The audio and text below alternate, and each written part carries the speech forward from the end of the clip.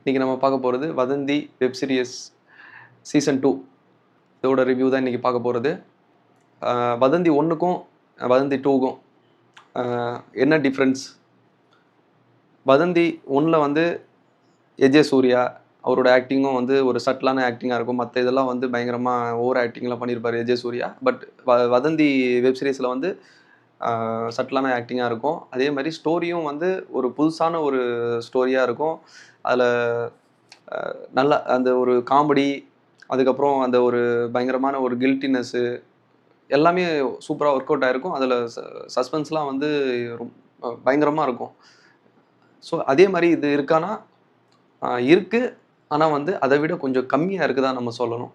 அதே மாதிரி இதுலேயும் வந்து ஒரு ஸ்டோரியை வந்து ஓப்பன் பண்ணும்போது கடைசி வரைக்கும் அதை பேலன்ஸ் பண்ணிட்டு போகிறாங்க. ஆனால் கடைசியில் ஓப்பன் பண்ணுற விஷயம் வந்து கொஞ்சம் வீக் ஆனதுனால இது வந்து நம்ம ஃபஸ்ட்டு பார்ட் மாதிரி ரொம்ப நல்லா இருக்குன்னு சொல்லிட முடியாது. ஆனால் இருந்தாலும் சினிமாட்டோகிராஃபி, முக்கியமாக வந்து பிஜிஎம், அதெல்லாம் வந்து பிஜிஎம் தான் இந்த முழு வெப் சீரிஸையும் வந்து நம்மளை ரொம்ப உன்னிப்பாக பார்க்க வைக்குது. அதோட சசிகுமாரோட அந்த ஆக்டிங் வந்து ரொம்பவே சூப்பராக இருக்குது. அதெல்லாம் வந்து எந்த ஒரு குறையும் இல்லை. மற்ற ஆர்டிஸ்டோட ஆக்டிங்கும் சூப்பராக ஒர்க் அவுட் ஆகிருக்கு. இதில் வந்து சொல்லக்கூடிய ஒன்லைன் ஸ்டோரி என்னென்னா, ஒரு 8 வழி சாலை வந்து சேலத்தில் வந்து போடுறாங்க. அதுக்காக வந்து இந்த மண்ணெல்லாம் வந்து தூர்வாடிட்டு நோண்டிட்டு இருக்காங்க. அப்போ வந்து என்ன ஆயிடுதுன்னா, ஒரு தோண்டும்போது ஒரு ஒரு புடம் வந்து இந்த எலும்பு கூண்டோட அப்படி மேலே தூக்கும்போது அப்படி வரும்போது அந்த டைமில் மீடியா எல்லாமே வந்து பார்த்துருது. அவரும் அங்கே வந்திருக்காரு. என்னடா இது நம்ம நம்ம பயப்படுத்த தான் இப்படி பண்ணியிருக்காங்களா இவங்க வந்து, இல்லை வந்து உண்மையிலேயே யாரோ கொலை பண்ணி இங்கே போட்டிருக்காங்களா அப்படின்னு வந்து எல்லாருக்கும் ஒரு சந்தேகம் வருது. இதை ஆராயறதுக்காக வந்து போலீஸ் இன்வெஸ்டிகேஷன் பண்ணுது. அப்போ சசிகுமார் வந்து அந்த கேஸை இவர் எடுத்துக்கிறாரு.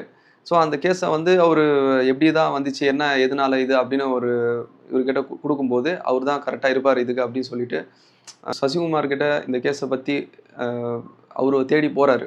ஒரு ஆளாக தேடி போகிறாரு. இது எப்படி நடந்திருக்கும், ஏது நடந்திருக்கும் அப்படின்னு சொல்லிட்டு அவருக்கு ஒரு பயங்கரமான ஒரு கொலை 2 அதாவது சொந்த தங்கச்சியையும் நான் நேசித்த ஒரு பொண்ணையும் வந்து ஒருத்த கொலை பண்ணிட்டு அவன் ஜெயிலில் இருக்கிறான். எப்படி ஒரு தங்கச்சியையும் தான் நேசித்த பொண்ணையும் கொண்டுட்டு ஒருத்தன் ஜெயிலில் இருக்கிறான்னா, அவன் ஒரு வேளை சைக்கோவாக இருக்கிறானா, இல்லை வந்து என்ன மாதிரி மனநிலை அவன் இருந்திருப்பான் அப்படின்னு சொல்லிட்டு அவனை பற்றி விசாரிச்சுட்டு அவன் எப்படிப்பட்டவன் அப்படின்னு சொல்லிட்டு அப்படியே விசாரிக்கிறாரு. ஒரு டிஎன்ஏ டெஸ்ட்லாம் எடுக்கிறாரு. அது மூலயமா ஒரு ஸ்டெப் பை ஸ்டெப்பாகி போகும்போது கடைசியில் வந்து கண்டுபிடிக்கிறாரு. ஆனால் அவனுக்கும் இதுக்கும் சம்மந்தம் கிடையாது. பட் இன்னும் இது எப்படி வந்து இந்த மாதிரி நடந்துச்சு அப்படின்னு சொல்லிட்டு எண்டில் சொல்கிற அந்த விஷயம் வந்து கொஞ்சம் வீக்காக இருக்குது. அங்கே தான் நமக்கு வந்து இந்த படம் கொஞ்சம் வதந்தி 1ஓட வதந்தி 2ஆம் பாகம் வந்து கொஞ்சம் த்ரில்லிங்காக இதுவும் ஒரு ஸ்டோரி வைஸும் கொஞ்சம் கம்மியாகுது. மற்றபடி ஒரு நார்மலான ஒரு த்ரில்லர் ஃபேன்ஸு ஓகே ஓரளவுக்கு விறுவிறுப்பாக போனால் போதும் எனக்கு அப்படின்னு நினைக்கிறவங்களுக்கு இது வந்து ஒரு நல்ல படமே சொல்லலாம். இல்லை நான் வந்து பயங்கரமான த்ரில்லர்லாம் பார்ப்பேன், நான் ஆல்ரெடி வந்து ஏகப்பட்ட வெப் சீரிஸ் பார்த்துருக்கேன் நெட்ஃப்ளிக்ஸ்லலாம் வந்து, அதனால் எனக்கு வந்து இன்னும் இன்ட்ரெஸ்டிங்காக வேணும் அப்படின்னு நினைக்கிறவங்களுக்கு இந்த படம் ஒரு நார்மலான ஒன் டைமல் வாட்சபிளாக தான் இருக்கும் இந்த வெப் சீரிஸு. உங்களுக்கு நீங்கள் பார்க்கணுன்னு நினச்சிங்கன்னா அமேசான் ப்ரைமில் தான் இது ரிலீஸ் ஆகிருக்கு. நீங்கள் தாராளமாக பார்க்கலாம். பட் இதில் நடித்த ஆர்டிஸ்ட்டுக்காகவே நீங்கள் பார்க்கலாம். ஏன்னா அவங்களோட ஆக்டிங் வைஸ் சரி, ஒரு க்ரைம் த்ரில்லரான ஒரு நல்ல ஒரு படம் தான். பட் ஏன்னா கொஞ்சம் ஸ்டோரி வைஸ் ஃபஸ்ட்டு இதோட கம்பேர் பண்ணால் செகண்ட் இது கொஞ்சம் கம்மி தான். ஆக்டிங் வைஸ் எஜே சூர்யா அவரோட பாணியில் அவர் சூப்பராக பண்ணியிருக்காரு. சசிகுமார் இவரோட இதில் வந்து சூப்பராகவே பண்ணியிருக்காரு. ஏன்னா ஃபுல் ஸ்டோரி இவங்களை நோக்கி தான் போகுது. மற்ற ஆர்டிஸ்ட்டுக்கும் ஸ்பேஸ் நிறையாவே விட்டுருக்காங்க. அவங்களும் நிறைய நடிக்கிறதுக்கு நிறைய வாய்ப்புகள்லாம் இதில் இருக்குது. பட் சசிகுமாரை நோக்கியே இந்த இன்வெஸ்டிகேஷன் போகும்போது நமக்கு நல்லா இன்ட்ரெஸ்டிங்காக தான் போகுது. கடைசி வரைக்கும் இன்ட்ரெஸ்டிங்காக தான் போகுது. 20வது நிமிஷத்துலேயே உங்களுக்கு வந்து 20வது நிமிஷம் வரைக்கும் நமக்கு என்னடா இது, இதில் வந்து ஒன்றும் வேலைக்கு ஆகாது போல இருக்கு, ஃபஸ்ட்டு ஒன்று நல்லா எடுத்துகிட்டு செகண்டு கவுத்துருவாங்க போல இருக்கு அப்படி தான் நமக்கு இருக்கும். பட் ஆனால் அதுலேருந்து ஒரு 21வது நிமிஷத்துலேருந்து வந்து நமக்கு நல்லா சூடு பிடிக்க ஆரம்பிச்சிடும்.